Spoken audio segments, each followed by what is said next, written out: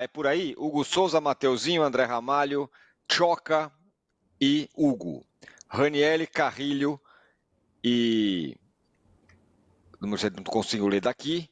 Garro, Martínez, Garro, Memphis e Yuri Alberto. Time titularíssimo do Corinthians, é isso, Vessa? É isso. O Corinthians descansou esses 11 jogadores contra a Lusa. Nenhum deles nem foi relacionado. Então a gente está apostando, claro, se você descansou os 11, nós estamos apostando que comece esses 11 hoje à noite. Tem aquela situação do Breno Bidon, que ele é titular, ele termina o ano titular. O Ranieri e o Martínez vão degladiando ali no final da reta final do ano passado. Às vezes jogava o Ranieri, às vezes jogava o Martínez. Por que a gente não colocou o Bidon aí? Porque o Bidon está um mês sem conviver com ninguém do elenco do Corinthians. Ele estava um mês com a gloriosa seleção sub-20, que foi disputar o Sul-Americano na Venezuela. E por coincidência, o último jogo não era só na Venezuela, como era em Caracas. O que aconteceu? A seleção veio embora, o Bidon e o goleiro Felipe Longo, que também é o terceiro goleiro do Corinthians, permaneceram em Caracas no hotel e esperaram a delegação chegar. Dentro daquela hierarquia, daquele convívio, ambiente de CT, como esses caras estão fora há um mês, com a experiência que o Ramon Dias tem, eu imagino que ele não vai colocar o Bidon de titular hoje, um cara que não conviveu nos últimos 9 jogos, 10 jogos de Campeonato Paulista, que não jogou nenhum jogo, que nem treinou no CT. A hora que se representou numa segunda, na terça ele já foi embora para a seleção e foi lá ficar esse tempo todo com a seleção. Eu acho que ele vai fazer do Bidon reserva hoje. No domingo, deve jogar o time reserva. Aí você põe o Bidon de novo. E aí, quarta-feira, precisando propor o jogo dentro de casa contra os venezuelanos, você volta com o Bidon e vem numa situação normal de Bidon titular para a sequência. Mas hoje a gente não... Eu não acredito que ele vai atropelar todo mundo que estava lá, que conviveu, até porque tem mais um agravante, né? Vamos dizer que ele tire o Ranieri para jogar o Bidon. Aí o Ranieri vira para o Ramon e diz: Ô Ramon, só uma coisa, você me tirou da Lusa, me tirou da Venezuela, não, mas tá cheio. os 2 jogos, para quê? Então não faz nem muito sentido, né? Você tirar... Se você fosse optar pelo Bidon, se você achasse que o Bidon teria que jogar, você jogaria com o Ranieri ou com o Martínez com a Portuguesa, porque aí você claramente deixaria uma vaga para o Bidon jogar. Então não vai fazer sentido ou o Ranieri ou o Martínez ficarem fora dos 2 jogos.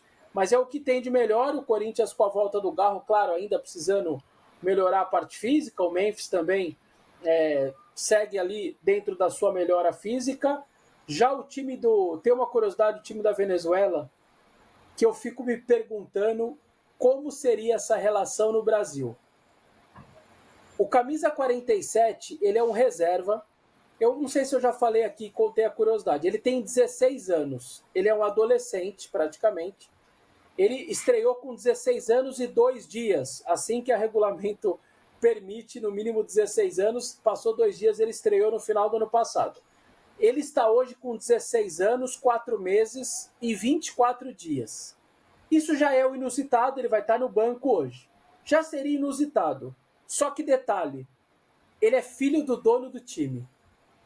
Vocês imaginaram o filho do Casares ultrapassando o Sub-17, o Sub-17, o Sub-20, ultrapassando para jogar no profissional, o filho da Leila, o filho do Augusto Melo.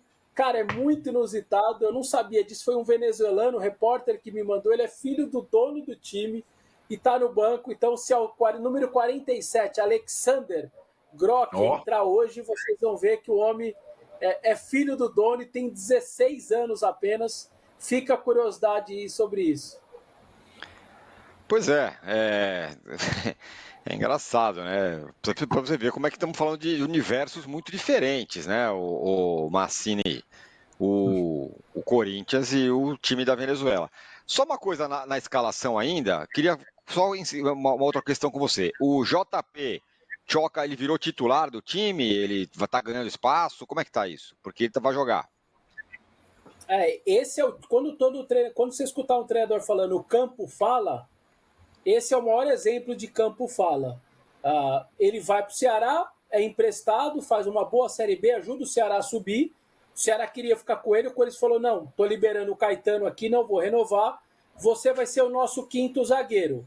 Só que o Gustavo Henrique ainda está voltando, tem alguma chance de jogar no final de semana. E não jogou ainda no ano. Então, os outros 4 começaram o revezamento. André Ramalho e Kaká titular, tanto que no Morumbi jogaram assim. E aí João Pedro e Félix jogando a outra duplinha. E começou o revezamento. E aí o Félix e o Tchoca, muito bem, baliza 0 e não tomava gol. Aí vinha o André e o Kaká tomando gol, falhando, e blá, blá, blá, blá, blá. Chegou uma hora que não deu mais, a torcida começou um movimento, a comissão técnica enxergando o que estava acontecendo, e aí o Kaká perdeu a posição, tanto que contra a Lusa joga Félix Torres e Kaká, e eu falei aqui no programa, né? É uma zaga de nada mais, nada menos do que 11 milhões de dólares, 4 pelo Kaká e 7 pelo Félix Torres. O Corinthians tem uma zaga reserva de 11 milhões de dólares, é um tanto quanto surreal.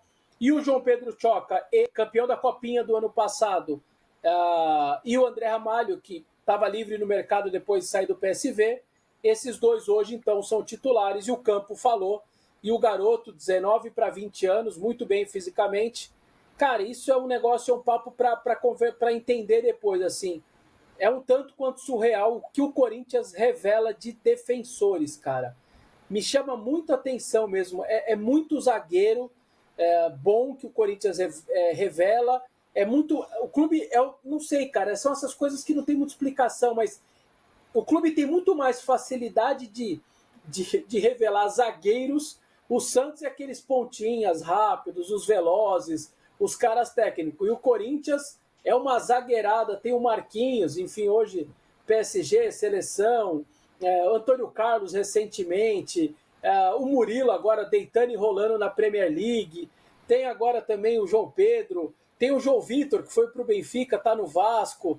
Cara, é muito zagueiro que o Corinthians revela nos últimos tempos, e agora o João Pedro Tchoca é mais um aí, e tá muito bem, rápido, forte, alto, tem velocidade, enfim, a tendência é dar bom, mas claro, inexperiente, vai cometer um erro ou outro, e o torcedor tem que ter paciência, mas é a típico caso de o campo fala, viu, Tiras? Tiras, fala. O campo fala e a torcida manda no Corinthians, né? É assim que normalmente funciona. O campo fala, a torcida manda, né? Tem sido assim com todas as instâncias. Nesse jogo, ok. Fosse jogar o Tchoca contra o Alianza do Barcos, lá em Lima, eu já acharia arriscado, né? Você colocar um garoto que não jogou ainda competição internacional num jogo mata-mata lá no Peru, né? Contra um centroavante matreiro, experiente, né? Então é assim, o campo falar, às vezes pula etapas, né? E a torcida mandar, às vezes é relativo. É que o Ramon, ele, pela experiência que ele tem, ele não quer briga com ninguém, ele vai compondo ali a situação, né? E não é o Kaká, um jogador acima do bem e do mal, ele oscila bastante também. O Gustavo Henrique, que é o mais experiente, como o Vessone falou, está lesionado. O Félix Torres sempre prefere e foi utilizado no Corinthians do lado direito da zaga e não do lado esquerdo, mas acho que aí tem as duas expressões cabem para o Tchoca. O campo fala e a torcida no Corinthians manda. Tem isso. E aí, Massá? E aí que corre o risco, sim, mas faz parte quando você coloca um zagueiro jovem. Se bem que ele jogou a Série B, né? A Série B ela é bem parecida com o tipo de jogo que o Corinthians vai enfrentar hoje na Venezuela. Então, acho que tende a sofrer menos.